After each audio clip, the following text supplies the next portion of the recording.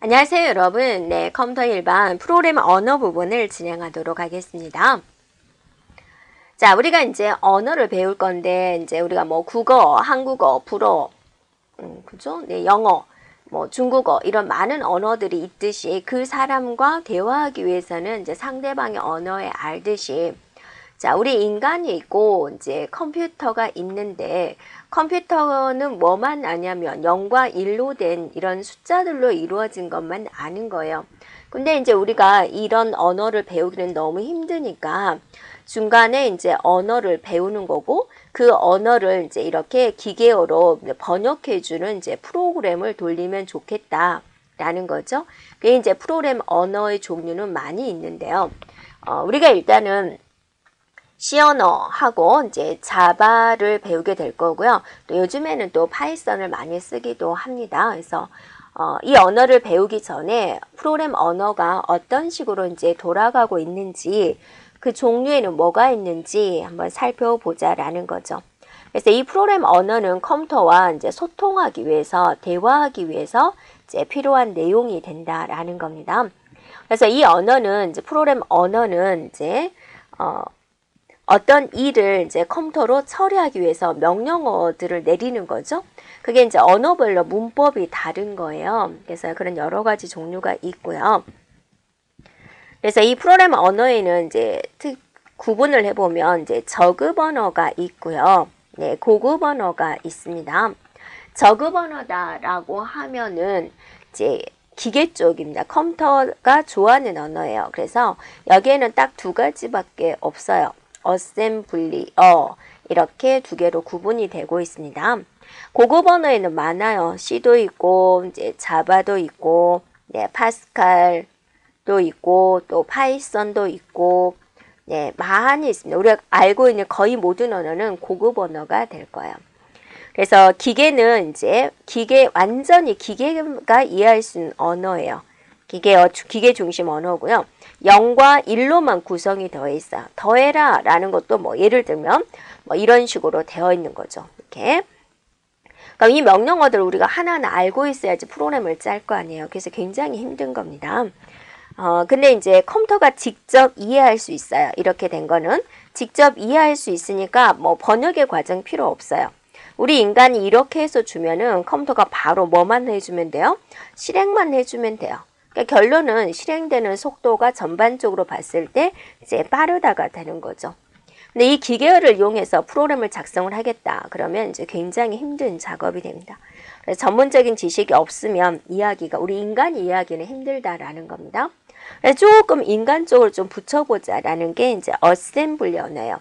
그래서 얘는 기호화시켰다라고 이야기를 해요. 예를 들어서 1010-1100은 더해라라는 뜻이야. 그래서 이걸 외우기는 힘드니까 이거를 우리가 이제 ADD라고 표현을 하자. 이렇게 기호화시켰다라고 합니다. 명령어와 이 기호를 1대1로 대응시킨 게 됩니다. 그래서 얘도 고급 언어에 비하면 처리 속도는 빠른 편이 됩니다. 그럼 얘는 일단은 기계어가 아니기 때문에 기계가 직접 알아들을 수는 없어요. 기계 쪽이긴 하지만 그래서 어셈블리 언어는 한 번의 번역 과정을 거쳐서 이제 기계어로 가게 됩니다. 이 번역 어셈블러가 됩니다. 번역하는 것을 어셈블러라고 하는 거죠. 네. 되겠죠? 그래서 이제 고급 언어는 이제 우리 인간 중심에 이렇게 프로그램을 작성하니까 우리 인간들이 너무 힘들거든요. 그래서 우리 인간들이 언어를 만들면 이제 이렇게 기계어로 바꿔준 프로그램을 개발을 한 거예요. 그러면 이제 우리 인간들이 이 언어로만 작성하는 거죠. 이게 이제 고급 언어가 된다 그죠. 인간들이 이제 좋아하는 언어다라는 거죠. 근데 이제 무슨 과정이 필요해요? 번역 과정이 필요합니다. 우리 인간이 만들면 그거를 이제 뭐로 바꿔줘야 돼요? 기계어로 바꿔주는 것. 이걸 이제 번역이라고 합니다. 이 번역 과정이 필요하다라는 겁니다. 예. 그래서 이 저급 언어에 비하면 굉장히 배우기가 쉬운 거죠. 예. 그래서 인간에게 친숙한 형태의 문자, 뭐 더하자, 빼자, 뭐 숫자 이런 것들을 이제 이용한다라는 겁니다. 직접 실행 안 됩니다. 번역 과정을 반드시 이제 거쳐야 된다라는 겁니다. 네, 프로그래머 언어는 어떤 식으로 발전을 했을까? 이제 참고적으로 한번 보세요. 1세대에는 가장 먼저 이제 기계어, 네, 저급 언어가 나왔겠죠. 기계어, 이제 어셈블리어 이런 언어들이 이제 있었죠. 이런 이제 저급 언어들이 이제 있었다라는 겁니다. 그래서 너무 힘드니까 2세대 때 이제 처음으로 나타난 고급 언어가 이제 포트란이라는 이제 언어가 있어요. 포트란. 네, 그 다음에 이제 알골. 이게 이제 알골. 네, 이런 것들은 이제 계산용으로 만들었습니다. 과학 기술자들이 계산하기 너무 힘드니까 프로그램으로 좀 돌려서 빠르게 계산을 하자라는 개념으로 만들었고, 처리하기 위해서 사무 처리용으로 이제 만든 게 코볼이에요. 그래서 지금도 이제 코볼을 좋아하는 분들이 있는데, 그래서 굉장히 오랫동안 이제 사랑을 받은 언어가 이제 코볼이 되고요. 그 다음에 인터프리터 방식의 대표적인 건 이제 베이직 언어가 있습니다. 베이직은 인터프리터입니다. 인터프리터는 한 줄 작성하고 실행하고 한 줄 작성하고 실행하고 줄 단위로 모든 것을 이제 처리하는 걸 말을 하고요. 포트란이다, 코볼이다라는 것은 이제 컴파일 언어입니다. 컴파일은 뭐냐면 내가 프로그램을 다 작성하고 나서 한꺼번에 이제 번역 과정을 거치는 거죠. 이렇게요. 그 다음에 이제 3세대 때 이제 언어들이 나오겠는데, 이제 어떤 용도로 만들어졌는지 한번 보겠습니다. 굉장히 많죠. 네. 그래서, PL1, 파스칼, 이런 것들, 에이다. 에이다는 이제 실시간 처리용으로 만든 거고요. 그 다음에 인공지능 언어, 리스프, 이제 프롤로그. 자, 이런 언어들, 객체지향 언어. 객체지향 언어가 이제 여러분이 이제 지금 쓰고 있는 언어입니다. 스몰톡, 씨뿔뿔인가요? 그 다음에 이제 보고서 작성용 RPG라는 게 있고요. 네, 그 다음에 좀 많은 언어들이 있죠. 네, 살펴보고요. 그 다음에 이제 4세대 언어입니다. 그래픽 인터페이스 환경입니다. 직접 이제 막 타자를 쳤어야 되는데, 이제 여기서 이제 마우스가 나온 거죠. 그래서 이제 GUI, 그 프로그램 언어도 GUI 환경으로 이제 가자라는 겁니다. 그래서 이제 D 베이스, 네, 그다음에 비절차적인 언어, 그러니까 순서에 상관없이 진행되는 언어들, 이런 것들이 있고요. 그다음에 이제 언어가 이제 사용자가 더욱 편리하게 사용할 수 있도록 이제 자연어 이런 것들이 이제 개발이 되고 있습니다. 이렇게요. 전반적으로 프로그램이 이제 어떤 식으로 흘러가고 있는지 한번 보고, 3세대가 이제 1970년대를 말을 해요. 그래서 이때 보면은 이제 씨뿔뿔이라든지 객체지향 언어를 이제 취급을 하고 있습니다. 네, 그 다음에 이제 바인딩에 대해서 이제 우리가 살펴볼게요. 바인딩은 이제 조금 어려운 개념이다라고 생각을 되는데요. 바인딩이다 그러면 이제 우리가 쉽게 뭐를 생각하냐면, 연결시키는 거다라고 생각을 해보세요. 이렇게요. 그래서 변수에 대한 명칭, A는 10이다. 그럼 변수에 대한 명칭. 그럼 이거는 뭐예요? A라는 변수에는 10을 갖게 하겠다. A라는 변수 어디 있어야 돼요? 메모리에 있어야 돼요. 메모리 몇 번지에 A라는 변수가 저장이 될 거고, 거기에 이제 10이 들어갈 거고, 이제 이런 것들인데, 이거는 아주 세분화해서 이제 우리가 살펴보는 거죠. 그래서 연결시켜주고, 뭘 연결시켜주냐? 변수에 대한 명칭, 메모리에 대한 주소, 어떤 정수냐, 실수냐, 데이터형, 자, 이런 값들을 실제 값 10을 또 연결해 주는 것. 이걸 전반적으로 다 바인딩이다라고 해요. 그래서 여러분이 한마디로 바인딩이 뭐냐? 연결시켜 주는 거다. 뭘 연결시켜 주냐? 변수의 명칭, 또 메모리에 어디에 저장될 것인지, 정수냐, 실수냐, 데이터형, 실제 값, 이런 것들을 이제 연결시켜 주는 건데, 바인딩 시간이라고 있습니다. 바인딩 시간. 언제 연결시켜 주냐? 그래서 이제 세분화가 되는 겁니다. 그래서 변수들에 대한 속성이 완전히 결정되는 시간, 이런 것들을 우리는 바인딩 시간이라고 그래요. 이 바인딩 시간은 이제 동적 프로그램 종류에 따라서 틀립니다. 동적 바인딩이 있고, 그 다음에 이제 정적 바인딩이 있어요. 언제 값이 정해지느냐, 언제 형태가 정해지느냐, 그렇게 따라서 동적 바인딩이다라는 것은 이제 뭐냐면 명령어 수행되는 때, 명령어가 수행될 때, 이게 이제 결정이 되는 거죠. 그럼 여러분이 이제 언어에 대한 번역 과정을 이제 우리가 한번 살펴볼게요. 그러니까 그 전에는 이제 우리가 번역 과정 한번 살펴보면 우리가 이제 고급 언어로 프로그램을 작성을 하죠. 그걸 우리는 원시 프로그램이다라고 합니다. 이게 이제 번역 과정을 거쳐서 기계어로 바뀌어지죠.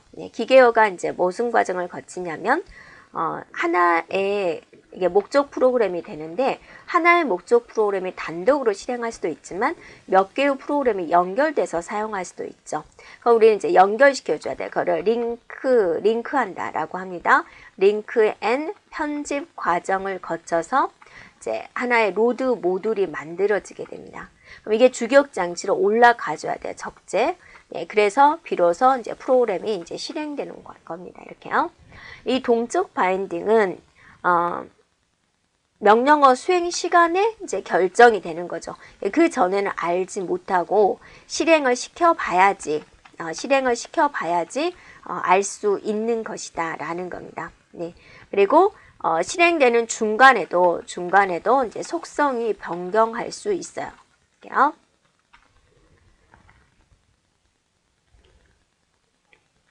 네, 그래서 이제 여러분 교재에 보면은 이제 명령어가 수행되는 순간에 결정되는 것이다라는 겁니다. 네. 네, 그리고 이제 여기에는 또 세분화 해가지고 모듈 시작 시간 바인딩, 모듈 시작 시간에 되는 거.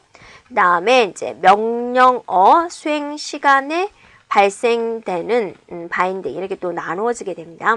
모듈 시작 시간 바인딩이다라는 것은 이제 뭐냐면 형식 매개 변수, 실 매개 변수, 자 이것들에 대한 이제 바인딩. 그다음에 이제 지역 변수들, 네, 지역 변수들 간의 기억 장소 할당, 지역 변수에 대한 기억 장소 할당. 자, 이런 것들이 이루어지는 이제 바인딩이다라고 볼 수가 있는데요. 자, 여기서 형식 매개 변수다, 실 매개 변수다라는 말이 나오는데요. 실 매개 변수다 그러면 이거는 이제 함수를 호출하는 쪽에 매개 변수가 되고요. 형식 매개 변수는 이제 함수를 이제 호출 당하는 쪽에 이제 매개 변수가 됩니다. 그래서 우리가 함수를 호출할 때 A라는 함수를 호출하세요 라고 할 수도 있고 A라는 함수를 호출하는데 이제 안에 값을 B, C를 가지고 호출을 하겠다 이렇게 할 수도 있죠. 이런 것들을 매개 변수다 라고 합니다. 명령어 수행 시간에 발생하는 바인딩은 할당문에 실제적인 이제 값을 할당을 하거나 실행을 할 때 변수의 기억 장소를 이제 할당하는 부분을 이야기를 합니다. 그래서 이제 우리는 동적 바인딩이다 라고 하면은 여러분이 실행되는 중간에 실행 시간에 이루어지는 것 여기서 마지막 실행할 때 있죠.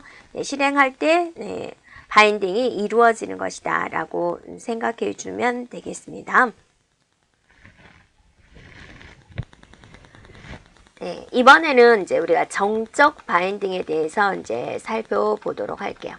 정적 바인딩이다 라는 것은 이제 뭐냐면 여러 가지 바인딩이 번역을 할 때 번역 시간에 수행되는 것을 이제 정적 바인딩이다 라고 하고 이제 하고 나면 바인딩 하게 되면 실행하는 동안에는 이제 변하지 않습니다.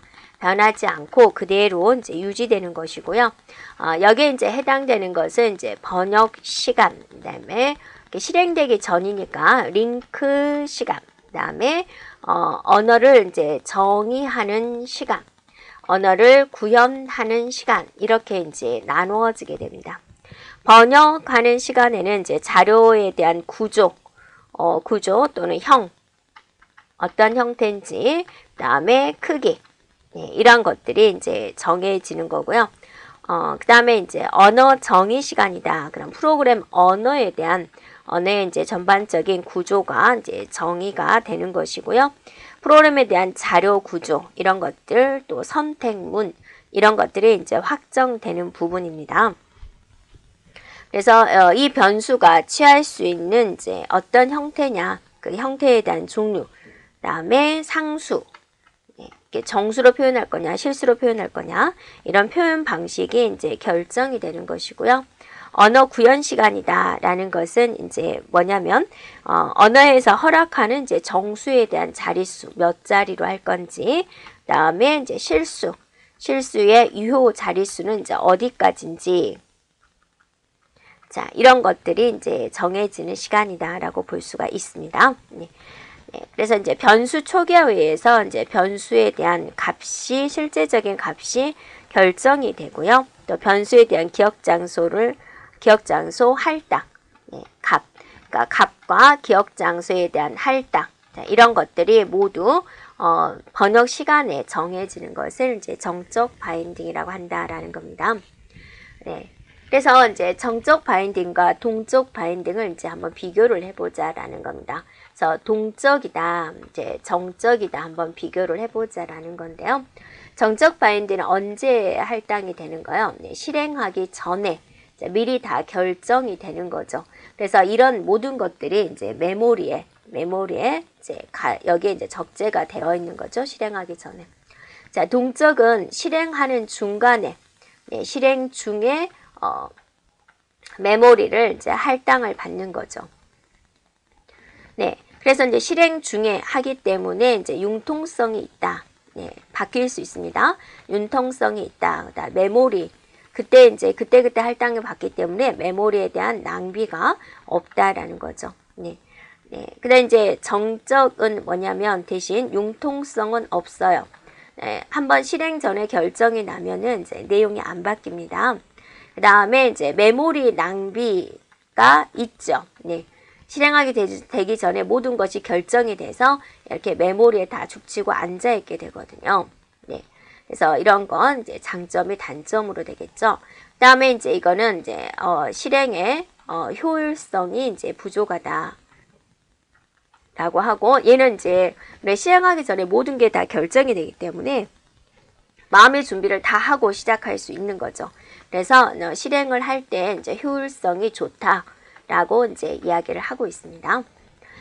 동적은 우리가 보통 객체지향 언어라든지 인터프리터 언어라든지 이런 것들이 이제 여기에 포함이 돼요. 그래서 리스프, 그다음에 펄, 그다음에 프롤로그, APL, 스노우볼 이런 것들이 이제 동적 바인딩에 해당이 되고요. 정적 바인딩은 이제 거의가 컴파일 방식이 됩니다. 포트란, 알골, 코볼 이런 것들이 이제 정적에 해당이 됩니다. 그래서 동적 바인딩에 해당되는 시간입니다. 자, 모듈의 가동 시간, 프로그램 호출 시간, 자, 이런 시간들이 포함이 되고요. 실행하는 중에 메모리가 할당이 되기 때문에 실행하는 중간에 이제 객체를 사용하는 그런 시간이 이제 필요하고요. 이루어져 있고요. 정적 바인딩이다. 그러면 이제 실행하기 전이니까 컴파일하고 나서 번역 시간, 번역한 다음에 링크하는 시간 있죠? 그 다음에 언어를 정의하는 시간, 언어를 구현하는 시간 이런 것들이 이제 모두 여기에 이제 포함이 되는 내용이 되겠습니다. 자, 프로그램 언어를 작성하기 전에 표기하는 여러 가지 표기법에 대해서 살펴볼게요. 자, 첫 번째 BNF에 대해서 우리가 살펴볼 건데 어떤 식으로 표기한다 그런 부분이 약간 다른 점인데요. 언어의 형식적인 구조를 표현하기 위해서 이제 주로 사용하는 표기법입니다. 여기서 사용되는 기호는요. 자, 이거는 뭐 할 때 쓰냐면 정의할 때 씁니다. 자, 그 다음에 이거는 이제 선택할 때 쓰는 것이고, 그 다음에 이제 얘는 이제 정의할 대상을 말을 하고 있습니다. 네, 그러면 이제 예를 들어서 이제 하나에 이제 이런 기호가 들어온다. 자, 그러면 이제 얘는 어떻게 풀릴 것이냐 정의를 하는 거죠. 네, 그래서 이걸로 풀어도 되고요. 또는 선택이죠. 또는 아이디와 레터로 풀어도 되고요. 또 선택이죠. 자, 아이디와 디지트로 풀어도 돼요 라는 겁니다. 이렇게요. 네, 꼭 세죠. 됐죠. 네, 그 다음에 이제 그러면 이 레터는 어떻게 풀릴 것이냐. 레터는 어떻게 풀 거냐. 네, A가 올 수도 있고, B가 올 수도 있고, C가 올 수도 있고, D가 올 수도 있고, 짠짠짠짠 어디까지? X, Y, Z까지 이렇게 올 수 있어요. 라는 거고. 그럼 디지트에 대한 정의는 뭐냐? 디지트는요, 정의를 내는 거죠.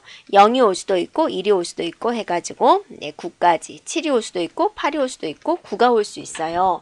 라는 걸 나타낸다. 이런 식으로 이제 표기하는 기법이 우리가 BNF 표기법이다. 라고 이야기를 합니다. 자, 여기서 이제 확장시켜서 또 뭐가 나왔냐면 이 BNF가 있습니다. 이렇게요. 자, 여기서 쓰는 기호는 조금 더 달라지게 돼요. 그래서 이제 이런 기호는 그러니까 반복을 나타내겠다. 그 다음에 이제 이거는 선택을 나타낸다. 그래서 A 이렇게 되어 있으면 A와 B 중에서 이제 선택을 하겠다라는 의미가 됩니다.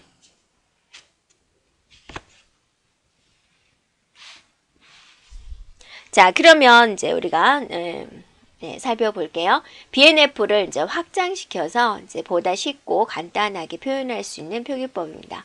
그리고 이제 반복에 대해서 또 선택적인 부분 이거를 이제 좀 더 간결하게 표현하는 방법이고 이제 이런 의미가 있다라는 거고. 자, 반복은요. 이렇게 나타내면 이제 예를 들어서 A 이렇게 있다. 그러면 A가 0번 이상 반복될 수 있어요. 라는 걸 나타냅니다. 자, 그 다음에 이제 구문도표가 있습니다. 구문도표는 이제 뭐냐면, 그래픽으로 이제 표현하는 방법이에요. 그래서 쉽게 이해할 수 있도록 이제 구문을 도형화시켜서 이제 나타낸 것입니다. 그래서 이제 여기서 사용되는 거, 화살표는 이제 흐름의 방향, 사각형은 이제 논터미널, 끝이 아니다 그거죠. 원은 터미널, 완전히 끝을 말을 합니다. 이렇게요. 네, 그러면 이제 우리가 이 BNF에 대한 문법 흐름도에 대해서 이제 우리가 한번 표현을 해 보도록 하겠습니다. 자, 터미널은 이제 이렇게 표시한다 그죠? 동그라미로 표시하고 여기 안에다가 이제 표기를 합니다. 내용을. 네, 그래서 여기서 이렇게 흘러갑니다. 라는 걸 이제 보여주는 거고요. 넌 터미널은 뭐였죠? 사각형으로 표시를 하는 거였죠. 이렇게. 네, 이거는 이제 넌 터미널입니다. 자, 그 다음에 이제 A는 정의를 했어요. X1, X2 해가지고 XN으로 정의를 했다라고 하면은 이제 우리가 이렇게 이런 식으로 이제 표기를 할 수도 있고요. 또 이런 식으로 이렇게 표기를 할 수도 있습니다.